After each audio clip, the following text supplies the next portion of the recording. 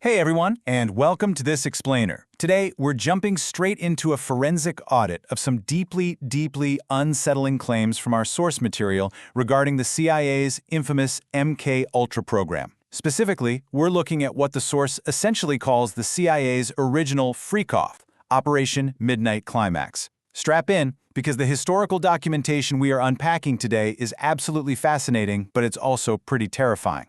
To really grasp the scale of what we're talking about, we actually have to start with a glitch in the matrix. Picture this. It's 1973, the Watergate scandal is blowing up, and CIA Director Richard Helms is panicking.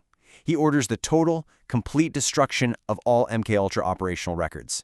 He literally wanted the entire program erased from history so Congress couldn't find it.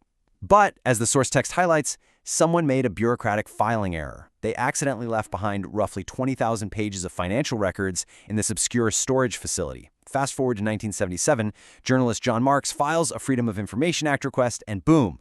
Those surviving receipts revealed a very specific, terrifying number. Exactly 150 funded MKUltra subprojects. Okay, let's dive into this. Now, you and I both know pop culture has talked about the CIA and LSD to death. It's in movies, it's in TV shows. But the source text we're analyzing today acts as a declassified dossier asking the real question: what happened in the other 149 subprojects hidden in those lost files? And the text argues that these weren't just random, chaotic experiments. No, this was a highly systematic pursuit of physical and psychological control, quietly spread out across 80 prestigious institutions.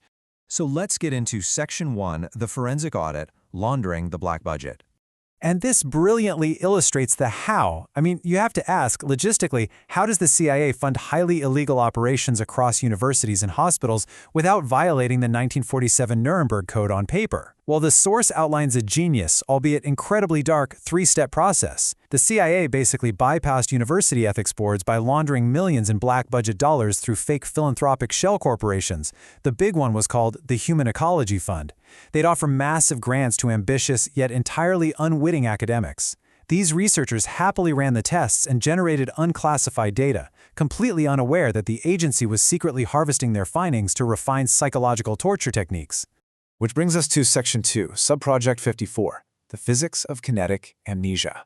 While a lot of those subprojects were chemical, the Office of Naval Research was actually looking for a literal, physical reset button for the human brain. They decided to treat memory deletion as a strict, cold math problem.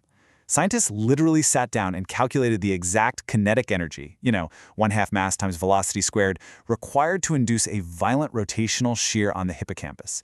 The end goal here was to delete exactly 24 to 48 hours of human memory via a perfect, untraceable concussion, all without actually fracturing the skull. Now, what's really interesting about the source material here is the stark, brutalist contrast it points out.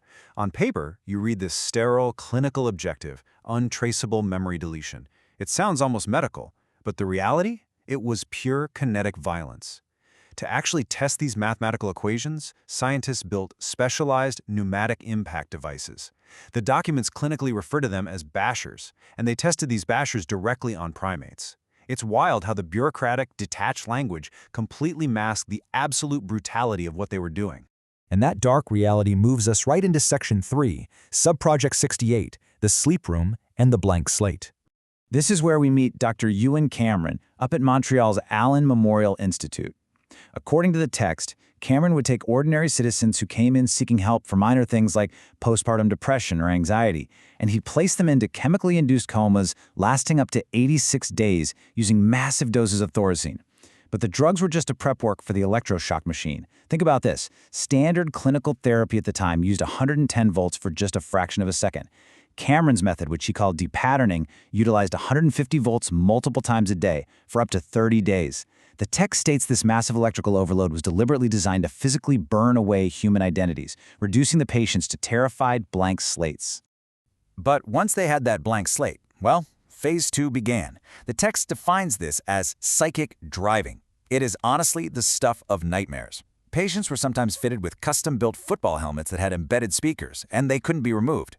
The patients were then forced to listen to a single looped audio message for up to 20 hours a day, sometimes for weeks on end. The source describes this as a psychological sledgehammer, an attempt to literally format a human being like a hard drive and write a brand new artificial identity from scratch. Did it work? Well, the text notes it certainly didn't create super spies. It just left the victims in a state of permanent psychosis.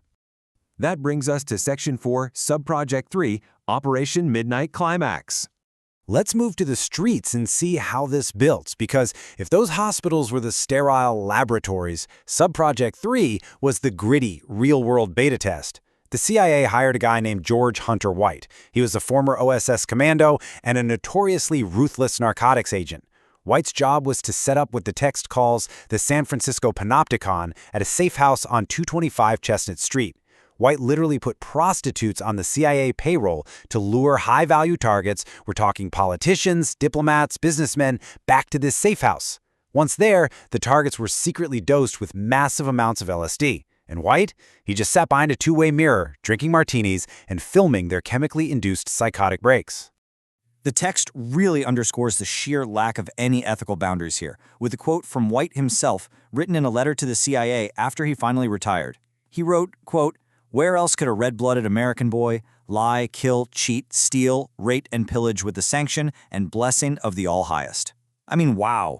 The author of our source material presents this exact quote to argue that this whole operation wasn't some noble scientific endeavor that accidentally went off the rails. It was a fully sanctioned embrace of pure sociopathy operating entirely above the law. And that brings us to the most explosive part of the text, Section 5, the Archonic Blueprint, the Legacy of Control.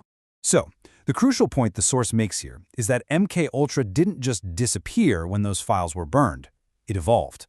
The text actually draws a direct functional parallel between the 1950s midnight climax operations and modern blackmail factories. Specifically, it points to the networks surrounding figures like Jeffrey Epstein and Sean Diddy Combs. Look at the parallels the author draws. The venue just shifts from a CIA safe house to sprawling private estates. The surveillance gets an upgrade from two-way mirrors to hidden digital cameras. The methods shift from LSD to other illicit substances. But the core objective? It remains exactly identical, ensuring absolute political and financial compliance through mutual assured destruction. The text concludes that the CIA proved a very specific, terrifying concept. They proved they could drug targets, film their absolute depravity, and then use those tapes to guarantee absolute political compliance. The argument here is that the Chestnut Street brothel just evolved into a much more sophisticated, global network. Because the core realization of Subproject 3 was simple. If you can lure high-value targets into environments of total secrecy, compromise them, and record it, you own them. The intelligence community, according to the text, simply realized that slipping drugs into a single martini was inefficient, so the operational honeypots evolved to leverage those exact same human vulnerabilities just on a massive scale. Which leaves us with this final, incredibly provocative question posed by the source material. If the mechanical blueprint for absolute, untraceable control over politicians, scientists, and financial elites was successfully beta-tested and perfected in a San Francisco safe house way back in the 1950s, who exactly is holding the tapes today? It's a thought that really forces you to look at the architecture of modern power and secrecy in a completely different light. Thanks so much for joining me on this explainer today. I really hope this deep dive has given you a powerful new framework for understanding this incredibly dark chapter of history.